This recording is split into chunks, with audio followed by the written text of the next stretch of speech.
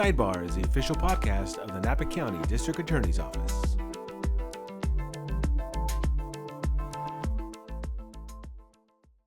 Hello, everyone. This is Carlos Villatoro with the Sidebar Podcast, the official podcast of the Napa County District Attorney's Office. And today I have with me two guests. We have Mona Leonardi from the Leonardi Foundation, and we have one of our deputy district attorneys. His name is Ian McNear. And today we are talking about a topic that is near and dear to these two individuals because they are really on the front lines of the problem that we have with opioids in our community. And a lot of people might be thinking, well, it's Napa. It's not that big of a problem here in Napa, wine country, right? But let me tell you guys, these guys see it, I see it, and everybody in our law enforcement community sees it as well. So we're going to start off by welcoming our two guests. Mona, how are you? Great. Thanks for having me. Absolutely. Thank you for coming on to the Sidebar Podcast. Ian, how are you? Good morning, Carlos. I'm good. Thanks for having me. Absolutely. Absolutely. And thank you guys for making the time to come up on our podcast and talk to us about this very important topic. So I think we're going to start off by talking to Mona a little bit. Mona, tell us what your organization is and what do you do for it? Sure. So my name is Mona Leonardi. I've been a Napa resident since 2000, so 24 years. And the Michael Leonardi Foundation is a nonprofit organization based here in Napa County. And our aim and mission is to raise awareness around illicit fentanyl and the dangers. And we talk to youth, parents, and the overall community. And we aim at reducing a stigma around substance use. And Mona has a big event coming up on Wednesday that we want everybody to come out to. It is Wednesday the 23rd, and it is a fentanyl awareness rally. Yes, it is. It's a fentanyl awareness rally and memorial or vigil. And so some background on it is that it's hosted by the Napa Opioid Safety Coalition. We as a foundation, we are members of the coalition.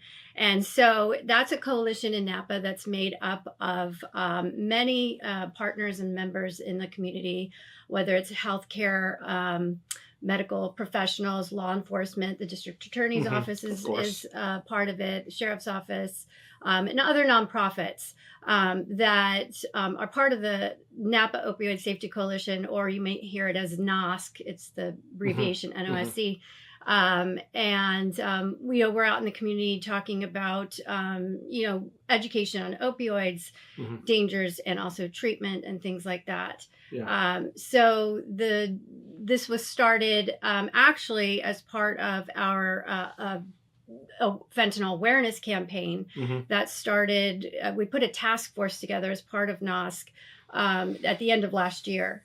And we have different initiatives that are part of the fentanyl awareness campaign, and the rally is part of that. Some other things that are part of the awareness campaign, and you've probably already seen them around Napa, are the bus wraps, both in Spanish and English, and on the bus shelters. And we also have naloxone boxes that'll be put in different locations around the county, and things like that. We've been doing, as part of NOSC, we've been doing presentations to high schools. We did quite a few of those in the spring. And we have some other things coming out. You'll see at the DMV and movie theaters. We have a lot going on there. Well, Mona is answering a lot of the questions that I had planned for her. Oh, sorry. But that's okay. This is all good information, and we're going to talk a lot about the event here coming up shortly. I want to talk to Ian. Ian, tell us, how long have you been over here at the District Attorney's Office? Yeah, so I started here in 2019, and I've been here ever since, and I've done a variety of assignments here at the Napa DA's office, and I'm currently assigned to narcotics prosecution. So Ian handles our big drug cases here, opioids, fentanyl, everything. Yeah, methamphetamine are our big ones as well. And of course, the concern about fentanyl is tremendous. It's tremendous. So that leads me to my next question: is how would you describe the issue of opioids and fentanyl in Napa County? What is your sense of that issue? Well, I'll tell you from a public safety perspective, we're concerned about everything we encounter on the street, every illicit street drug, every suspected amount of methamphetamine, we are concerned that that has fentanyl in it. Mm-hmm. And that's the unfortunate reality of what we have today. So we have common street drugs that might be laced with fentanyl as a way to essentially supercharge it. Mm-hmm. And we also have fentanyl that is pressed into pill form. So you might have somebody who thinks they're maybe getting an OxyContin pill. Mm-hmm. In reality, what they're getting is something far more dangerous, and that is fentanyl. Mm-hmm. So we have it in all these forms. It has been encountered in powder form, laced form, and pill form. And the lethality of this drug presents a tremendous public safety risk to our county and our residents. And it is the position of the district attorney's office that we aggressively prosecute these cases. We hold the people that sell and transport fentanyl accountable. Mm-hmm. And we are concerned that any potential drug contact that a law enforcement officer might be involved in does have fentanyl potentially. So it's a tremendous concern. Mm-hmm. And you would be hard pressed to find somebody who hasn't been affected by this dangerous and lethal drug, even here in Napa County. Yes. You know, that's kind of why I wanted to talk to Mona a little bit, because Mona has a personal story of how she has been affected by opioids and fentanyl. Mm-hmm. And I've asked her to come here to share her story with us, because I think it's important for people to hear. I think it's important for people to hear, and I thank you for doing this. So Mona, tell us a little bit about that. Yeah, so unfortunately, our family faced this devastation February 24th of 2020 when my son Michael passed away from fentanyl poisoning in the early morning hours. He thought he was getting a real prescription oxycodone pill from someone on the social media platform Snapchat, which actually turned out to be a lethal pill made with fentanyl. Mm-hmm. And he was in San Diego at the time. He was 20 years old, attending college, and it was a Sunday evening. There's like a myth out there this happens at a party. Mm-hmm. It might, but a lot of these fentanyl deaths in young people happen at a quiet time. And so it was a Sunday evening. He was watching a movie with his roommates. His roommates thought, oh, he just fell asleep. They knew he took a pill, but they thought he fell asleep, and they thought he was snoring. And in actuality, these were signs of his body, having the lethal dose of fentanyl. Mm-hmm. And so they let him sleep. And unfortunately, they didn't find him until the next morning unresponsive, and it was too late.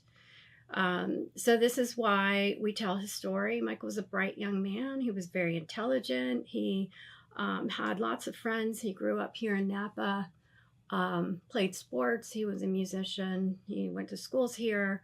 So this is in our community, and it's devastating families. There are other families here in our community that have gone through the exact same thing. Oh, absolutely. And so this is a story. Unfortunately, when you hear bereaved parents tell the story of how their child passed from fentanyl poisoning, for young people, it's the same story. They find a fake pill on Snapchat.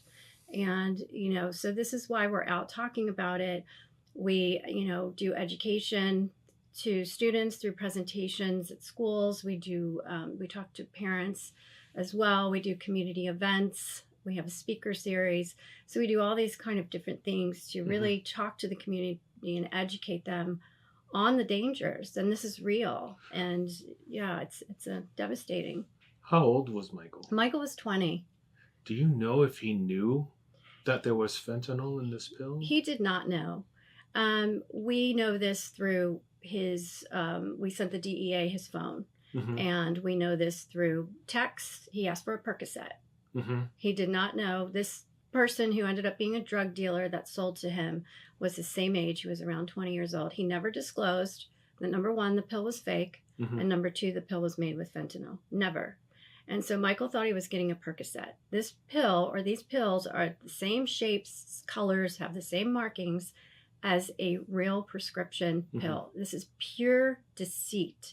This is poisoning. So we went through all that. Unfortunately, we didn't find out till 6 weeks later, after he passed, what actually took his life. We asked his roommates, did he take a lot of pills? And they said, no, he took a pill. And so the toxicology report said fentanyl, no oxycodone. Mm-hmm. So, is that the trigger that began your work for the Leonardi Foundation? Right, it did. It,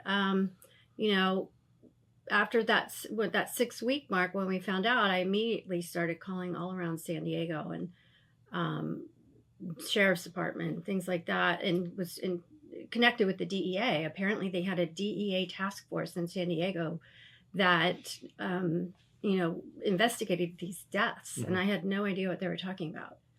And then they explained to me that, people are dying because fentanyl is in their drugs and they don't know it. And so I started doing a lot of research, and unfortunately there were a lot of other families in California that had, their children died as young as 14 years old. Countless people. Yes. And so we all sort of connected these families, and we realized, gosh, there's nothing being said.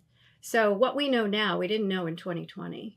And so, like news reports were there, but there weren't grieving families out there talking about it. And so, and that's what we say when we talk to young people in the community, is that the Sunday evening that Michael passed could have been very different if Michael and his roommates would have known what we talk about today, about these fake pills, about Narcan and fentanyl test strips and things like that to stay safe. This could have turned out very different. And if I would have known as his parent to talk to him about it, it could have turned out different. We just didn't have this information. And that's kind of why we're doing this podcast. Now, Ian, Mona mentioned that Michael obtained this pill from Snapchat. So that's a social media site that people use to get these pills. It's like, where else are they getting these pills? So the pills tend to, we believe they largely originate outside of the United States. There are international drug trafficking organizations that are involved in all stages of fentanyl production and distribution into the United States.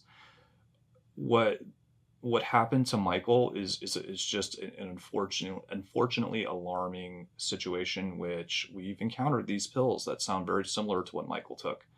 We've encountered them in our county. Luckily, it's been in a situation where they were not released to the community.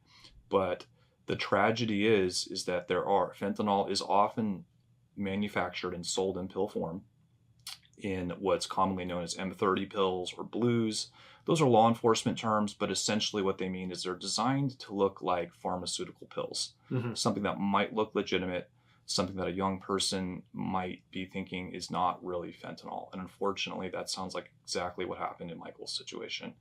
The danger of this cannot be underestimated.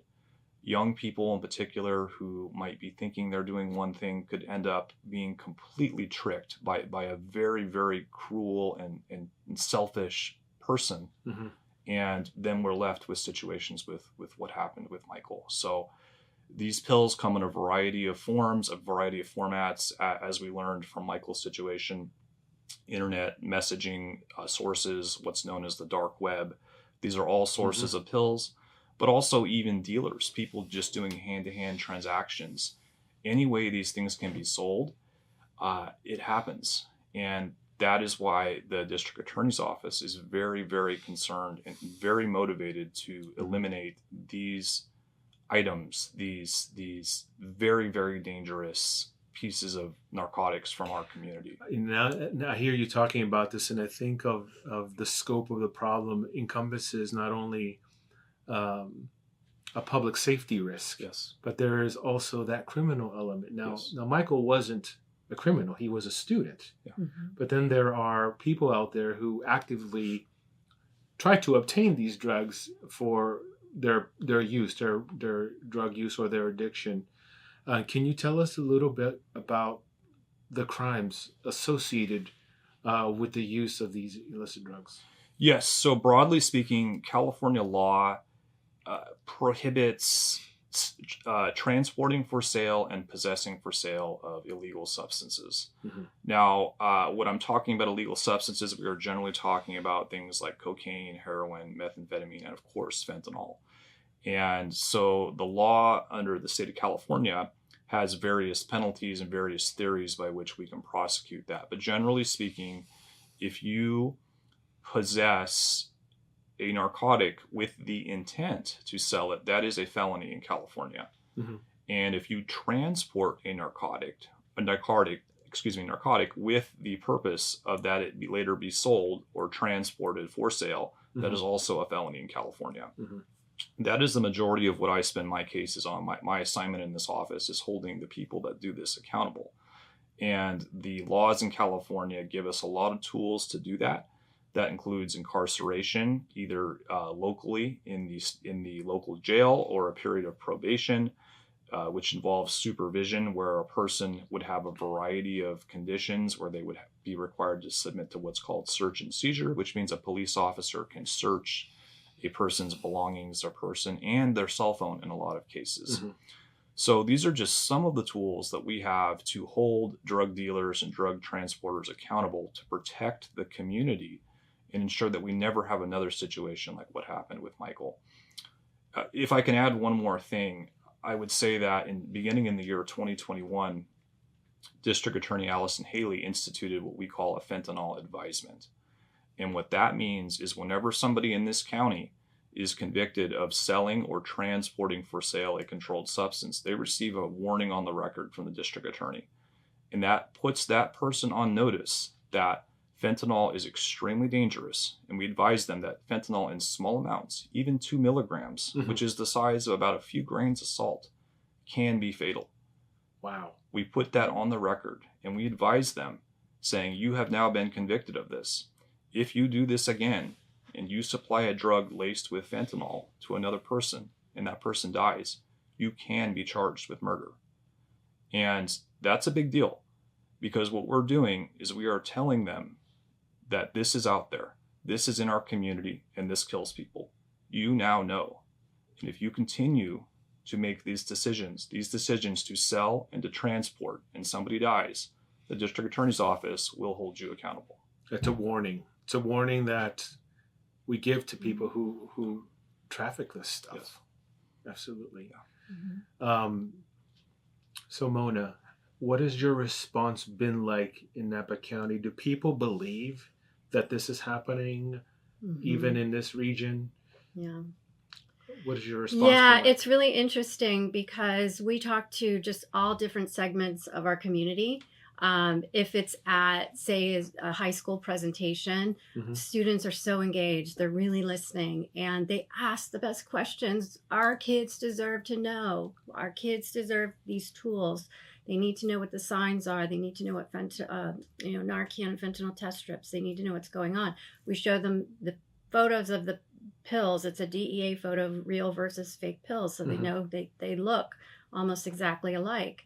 Then we have other segments of the community, like if we're at a community event, we're talking to all different age groups. And, it's a mix there. There's some people that just do not know the gravity of the situation. Mm-hmm. They really don't. A lot of people are very compassionate and come up and really want to know. And then we tell the story and they take information with them. And they're just like, we just had no idea. Mm-hmm. People hear about it. They'll hear about it in the news. They hear maybe the word fentanyl, but if it doesn't affect them, they might not really pay attention to what's going on.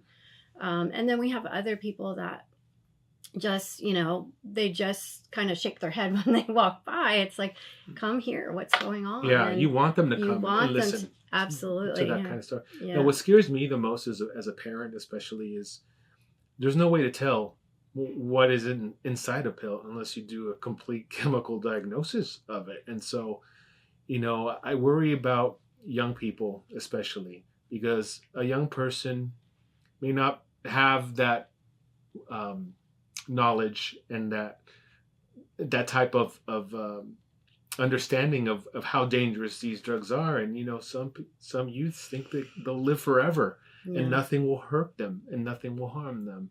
And so, if there's a pill in front of them that a friend gives them and says, hey, take this, will they have that knowledge to say, well, what's in it? And then will they be able to critically analyze, could this be laced with fentanyl? And if it is, as Ian said, 2 grains of salt is enough, to take your life. And so I worry about that, and as a parent. Yeah, so that's what we talk a lot about to young people and to the community. We talk about fentanyl test strips. You can test your substance, for fentanyl analogs, but what we really stress with that is that you need to test the entire substance. You can't just test part of it because, like Ian said, only 2 milligrams. Think of that as that fits on the tip of a pencil. Mm-hmm. That's how small amount can take an average size adult's life. Yeah. And so, it's really important to, for young people to know that this is what's happening. And, there's young people experiment. That's who they are, right? That's how they learn. And so they just need these tools to know that, what's going on out there. Guys, I was researching the issue of fentanyl deaths here in Napa County. And the latest numbers from the California Department of Public Health, the state agency, is that 15 people in 2023, these are the latest numbers from CDPH, have lost their lives due to opioid-related death. Now, of course, fentanyl isn't the only opioid, but it's very concerning, and it illustrates the problem, the scope of the problem here locally in Napa County. And so, it's tragic, but, and that's why you're doing this event on Wednesday, right? To raise awareness. Yes, to raise awareness, really build, community engagement. So the rally starts at 5 p.m. and we'll have various speakers speaking. Our district attorney will be speaking, Allison Haley. We'll have Dr. Colleen Townsend, who's the co-chair of NOSC, Nathan Hobbs, who's the assistant deputy director of Napa Health and Human Services Agency. I'll be speaking, and another bereaved family member will be speaking. After that, we'll do a unity walk, and we'll have rally signs. So if you don't have to make a rally sign, we'll have some there for you, so you can get involved. And we'll walk in a circle, 1st Street, Saskell Avenue, down 3rd Street, and back again. And then after that, we'll have we'll remember those lost to opioid poisoning and overdose with a vigil. So we'll have candles that we hand out, and we'll have that as well. Well, I will be there. Great. And we need everybody to come out to this thing. We want as many people in Napa, everywhere in Napa County, to come to this event. We need you guys out there to learn about fentanyl and to reflect on the dangers and how it's impacted families like Mona's and families that you might know as well. So yes, thank you for coming on and telling us that. Ian, where do you see this problem going? Is it getting better? Is it going to get worse? I know I'm asking you to speculate, which us attorneys did. I will say that word is getting out. Users, people that are experienced drug users, and people that just, young people just looking to experiment. I think everyone knows that this is out there and this is dangerous. I believe that as we go forward with education and doing programs and raising awareness and keeping this issue in the public eye, people will make better decisions. People will act safely, and maybe they will turn away from doing something that they would have done otherwise. And, talking about the deaths, we have to remember that every death leaves countless broken lives in its wake. Friends, parents, family members, grandparents, brothers, sisters. The tragedy of every death, every preventable death, just completely compounds. And I do believe that finally we're getting to the point where the community is aware of the danger due to efforts, due to just like exactly what we're talking about here today, raising awareness, remembering the victims. Every time we do this, if we can help even just 1 or 2 people make a better decision, these tragedies will actually do something, and we can help move on from this in a way. I think that certainly the issue of fentanyl use and sales is getting statewide attention. There are some issues on the ballot that here coming up in November that relate to that. So I think that shows that the citizens, the people of the state of California, have concerns about this poison in our community. So voters will have a chance to make a decision about those things. But I think what that shows is that we have increased awareness in the community, Napa, statewide, Northern California, Southern California. And so I do believe we are getting to the point where everyone from experienced users, people that might be experiencing homelessness, who might be in the throes of addiction, all the way down to just, let's say, high school students just looking to have a good time. Yeah. I do believe that awareness is increasing due to the efforts in this community and other communities. And I do believe that we are saving lives. And that's what this is about at the end of the day, keeping the community safe and saving lives. And Carlos, if I could just turn back to one thing you had mentioned earlier about the pills and the very small amount of fentanyl. We have had cases in this county that I've prosecuted where we've seized. Thankfully, there was no danger to the community, but we've seized numerous amounts of pills, and they've been tested, and the pills had different amounts of fentanyl. And what that means is not only do you might not know that you're getting fentanyl, you might not even know the dosage. We could have anything from a lethal dose to something that just might get a user high. But the point is it's not worth it. It's not With worth the that risk. variance, you don't want to take a pill and wonder whether you're going to wake up the next day. It's just simply not worth it. The quality control is not there because this is not something manufactured in a pharmaceutical lab and administered by a doctor. These are things that come from other countries with no form of regulation, and the dealers and the transporters are just trying to make money. And they don't care if someone dies. They don't. No. They don't. They just know they have some pills and they need to get rid of them. It's all about the money. And tragedy lies in the wake of that. So I bring that example of the variance of the strength of the pills as an illustration to how dangerous this is. And whenever somebody puts these in their body, whatever they might think it might be, the danger that it is fentanyl and a potentially lethal dose is there. Absolutely. Well said, Ian. Thank you. Yeah. Thank you. Mona, is there anything else that I didn't ask you that you feel would be important to mention? Yeah, I always like to talk about facts to know that people should know. Ian mentioned the 2 milligrams. That's very important to know. Just that small amount of fentanyl powder can take an average-sized adult's life. Ian just mentioned the potency of these pills. The DEA tests these pills. They have different labs around the United States. And currently, 7 out of 10 or 70% of these fake pills are lethal. So that means they have 2 milligrams or more of fentanyl powder in them. Last year, that percentage was 60%. And the year that Michael passed, 2020, it was 25%. So these pills have gotten very lethal. We also stress knowing the signs of an opioid overdose, whether that opioid is fentanyl, heroin, or another prescription opioid. Because, like I had mentioned earlier, Michael's roommates thought he was falling asleep and he was actually, his body was actually overdosing. And so 3 of the top ones to know are pinpoint pupils. If the person, lift their eyelid, if their pupils pinpoint, that's a telltale sign they have opioids in their system. If they're, not responding, if they seem like they're sleeping, they took a pill or you're just not sure, just shake them, try to wake them up, pinch them. You can do a sternum rub. And if they have shallow breathing, if their breathing's very shallow, fentanyl affects the respiratory. Those are all signs. So you want to call 911 immediately, get someone on the phone there, tell them you're having a situation, person you think might be having an opioid overdose. If you have Narcan or naloxone, you want to use that, and you always want to stay with critical. The person until the help arrives. Never leave them alone.